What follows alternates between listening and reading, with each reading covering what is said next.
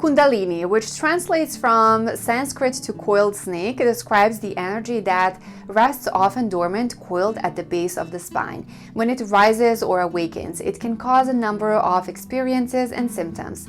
Kundalini is considered to be a life force energy, meaning it's a major source of internal power.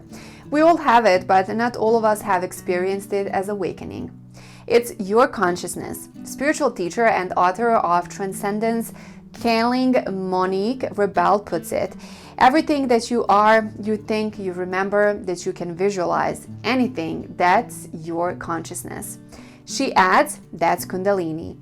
She explains that this energy, which is traditionally thought to be feminine, sometimes called Kundalini Shakti, is only able to flow freely when one's chakras are totally clear and open. The chakras are like gates to the dimensions of perception. Rebel says, noting that for many, blocked chakras do not allow Kundalini energy to flow.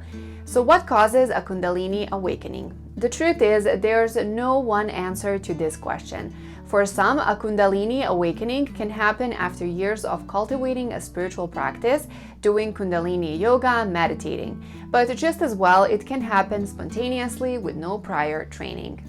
As Kundalini yoga teacher Krishna Kaur explains to MBG, the Kundalini rising is an automatic thing that happens, and it can happen under any type of spiritual discipline, any style of yoga. So, it's not something you should necessarily seek out. Though the practice of enriching your spirituality and inner world, you may eventually become so neutral and so balanced that you know you have reached a place of total awakening. Kaur notes, adding that she doesn't teach people to raise their Kundalini energy with an awakening as the goal and doesn't think people should attempt it. Signs you are going through one. You have a feeling of freedom from the ego and from the material realm. You feel euphoric in the moment and have a sense of resounding peace. You transcend the dual nature of the mind and are able to see that we consciously create our reality. You feel love and compassion from all that is and recognize yourself as an altruistic part of it. Your mind is noticeably more still, with a new ability to focus on one thought at a time. Your mind is able to witness, observe, and discern thanks to an open crown chakra. Old problems and even past trauma do not have the same effect on you anymore. You remember them, but they no longer bother you. You might feel pleasurable physical sensations like a full body, but one is more sensual than others. You have profound new insights into your life or even past lives. You have found a strength and clarity that allows you to make positive changes in life without fear. Your creativity surges. You have a significant increase in empathy. Your body may shake.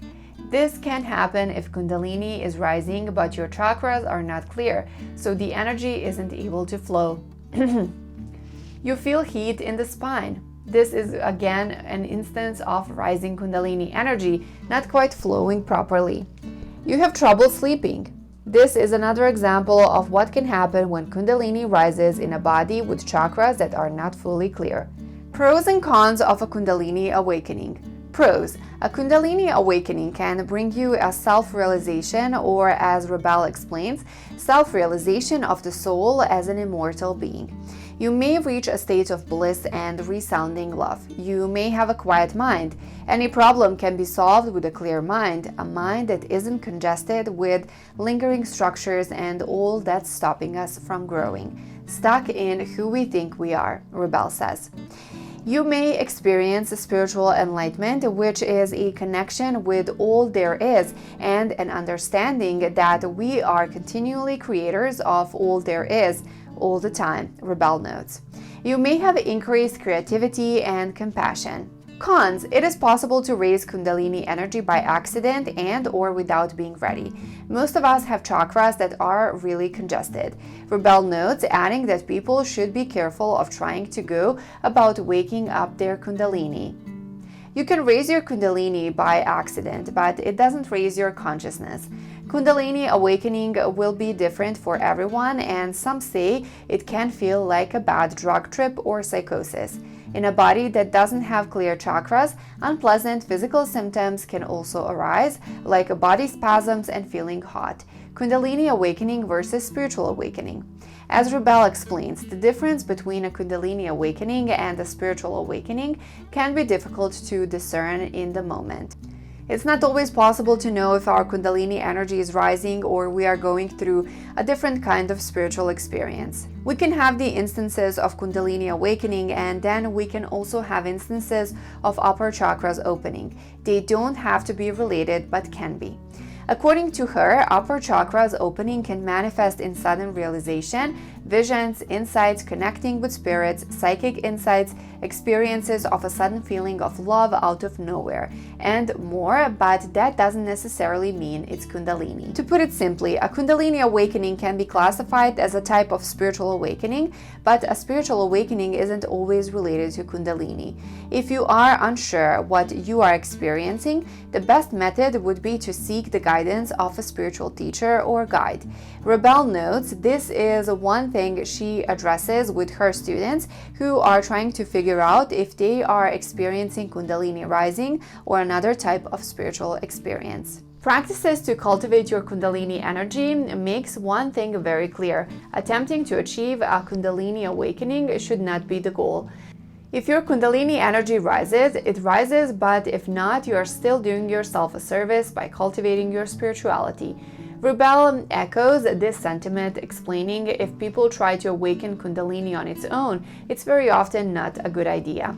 For 90% of us, we try to awaken Kundalini by itself without training and cultivating the upper chakras. Often people feel the stiffening of the body, they feel heat in their back, in the spine, and they have all kinds of physical reactions. It happens when Kundalini is awakening, but it's not going through the chakras, it's just all over the place. All that said, the following are some ways you can cultivate your spirituality and consciousness more generally. Work with and train the second and third chakras. Rebel notes that these two chakras, the sacral and the solar plexus, are based in logic and emotions. They keep us grounded in the material and need to be unblocked so we can enter our heart space where we begin to transcend the material. Cultivate the upper chakras. Rebel explains that unblocking these chakras, the heart, the throat, the third eye, and the crown chakras, can be difficult, and it's best to focus on simply cultivating them. Often the goal of wanting or seeking something can make it that much more out of reach. That was today's video. Thank you so much for watching, and I hope you enjoyed it. Make sure to visit these websites to find even more information about this subject, and also please show us support by liking this video and subscribing to our channel. Thanks, and I will see you in the next video.